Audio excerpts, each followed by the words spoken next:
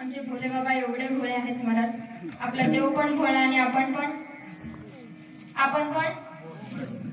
खरं आपण भोळे आहोत. नाही, आपण भोळे आहोत पण आपण संधी साधू भोळे आहोत. बरोबर महाराज. एका ठिकाणी आम्ही कार्यक्रमाला गेलो आणि ज्यांच्याकडे आमची जेवणाची सोय केली होती, अतिशय सुंदर त्या बाबांच्या कपाळाला गंध होता, त्यामध्ये पवित्र तुळशीची माळ होती. मी त्यांच्या बायकोला म्हटलं, खूप तुम्ही नशीबवान आहात, तुम्हाला दादांसारखे पती मिळाले.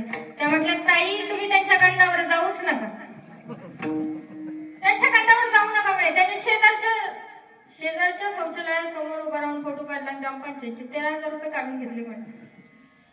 म्हणजे आपण भोळे कसे आहोत, संधी साधू भोळे आहोत आपण. भगवान परमात्मा भोलेनाथ एवढे भोळे आहेत महाराज. कुणी कितीही अडाणी असू द्या, अगदी बारक्या लेकराला जरी सांगितलं तरी ती चांगल्यातली चांगली वस्तू निवडतं. बरोबर. जेव्हा समुद्र मंथन झालं तेव्हा त्यामध्ये 13 रत्न निघाली. किती रत्न निघाली? झोपले का काय? होय नाही तर नाही म्हणा, काहीतरी म्हण. किती रत्न निघाली? 13 रत्न निघाली. आणि त्यामध्ये फक्त एकच रत्न चांगलं नव्हतं, ते म्हणजे विष. ते विष कोणी प्राशन केलंय? कोणी प्राशन केलंय?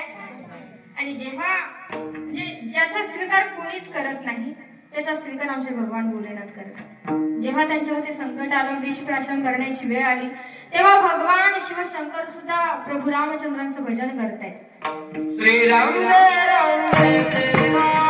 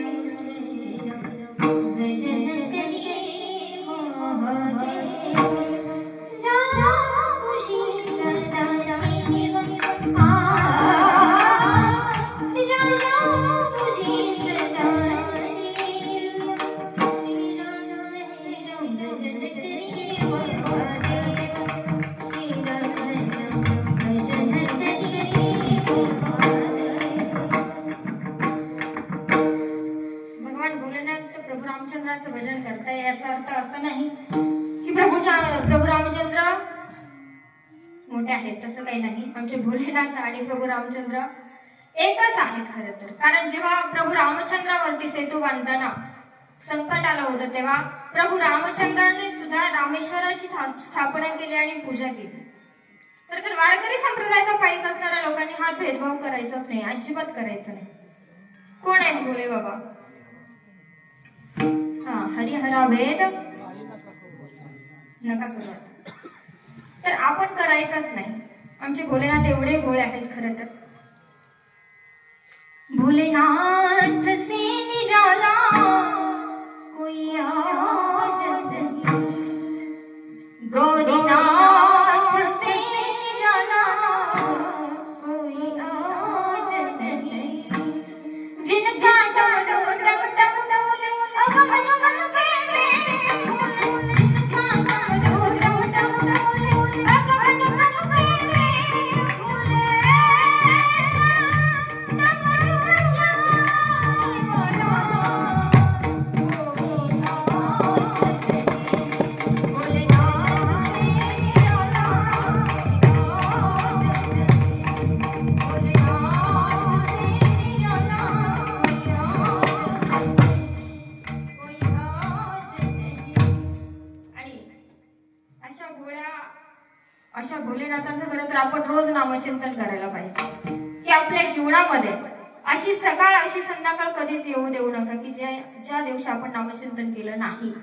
की ऐसी सुबहान आए ना ऐसी शाम, ऐसी सुबहान आए ना ऐसी शाम, जिस दिन जुबा में आए न शक्कना, ऐसी सुबहान आए ना ऐसी शाम, ऐसी सुबहान आए ना ऐसी शाम, जिस दिन जुबा में आए न शक्कना,